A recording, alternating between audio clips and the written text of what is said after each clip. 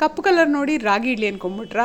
ಅಲ್ಲ, ಸಖತ್ತಾಗಿರೋ black rice ಮತ್ತು ಮಸೂರ್ ದಾಲ್ ಇಡ್ಲಿ ನಾನು ಮಾಡಿದ್ದೆ. ಎಷ್ಟು ಚೆನ್ನಾಗಿತ್ತಂದರೆ, ಎಷ್ಟಂದ್ರೂ ಲೈಕ್ ಹೆವಿ ಅಂತ ಅನಿಸ್ತಾನೆ ಇಲ್ಲ. ನಾನು 5 ತಿಂದೆ ಅನಿಸುತ್ತೆ, 4-5 ತಿಂದೆ. ಸಖತ್ತಾಗಿತ್ತು. ಸೊ ರೆಸಿಪಿ ಶೇರ್ ಮಾಡಲೇಬೇಕು. ಸೊ ಅದನ್ನ ನೀಟಾಗಿ ಒಂದು ಸ್ವಲ್ಪ ತೊಳೆದ್ಬಿಟ್ಟು ಒಂದು 2-3 ಗಂಟೆ ನೆನೆಸ್ಬಿಟ್ಟು ಆಮೇಲೆ ನುಣ್ಣಗೆ ರುಬ್ಕೊಂಬಿಡ್ಬೇಕು. ಇದನ್ನ ಸ್ವಲ್ಪ ಕೂಡ ತರಿ ಇರಬಾರ್ದು, ಪ್ರಾಪರಾಗಿ ನುಣ್ಣಗಿರಬೇಕು. ಅದಕ್ಕೆ ಆದಮೇಲೆ ಸ್ವಲ್ಪ ಉಪ್ಪು ಮತ್ತು ತರಕಾರಿ, ನಿಮ್ಗೆ ಏನೇನು ಫೇವ್ರೇಟ್ ತರಕಾರಿ ವೆಯ್ಟ್ ಲಾಸ್ಗೆ ಬೇಕು ಅದೆಲ್ಲ ಹಾಕ್ಕೊಳ್ಳಿ. ಇವಾಗ ಅವರೆಕಾಳು ಸೀಸನ್ ಇರೋದ್ರಿಂದ ನಾನು ಅವರೆಕಾಳು ಹಾಕಿದ್ದೀನಿ.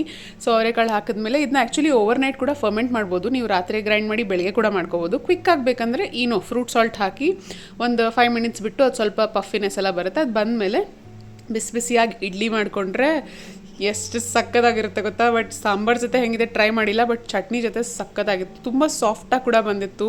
ನಾನು ಬೇಯಿಸಿದ ಅವರೆಕಾಳು ಹಾಕಿದ್ದೆ. ಸೊ ಈ ಚಳಿಗಾಲದಲ್ಲಿ ಈ ಥರ ಬಿಸಿ ಬಿಸಿ ಇಡ್ಲಿ ಮಾಡಿಕೊಂಡು ವೆಯ್ಟ್ ಲಾಸ್ ಮಾಡಿ. ನನ್ನ ವಿಡಿಯೋ ಇಷ್ಟ ಆಗಿದ್ರೆ ಲೈಕ್ ಮಾಡಿ, ಕಮೆಂಟ್ ಮಾಡಿ, ಶೇರ್ ಮಾಡೋದು ಮರಿಬೇಡಿ. ಮತ್ತು ನಾನು ನೆಕ್ಸ್ಟ್ ವ್ಲಾಗಲ್ಲಿ ಸಿಗ್ತೀನಿ. ಬಾಯ್.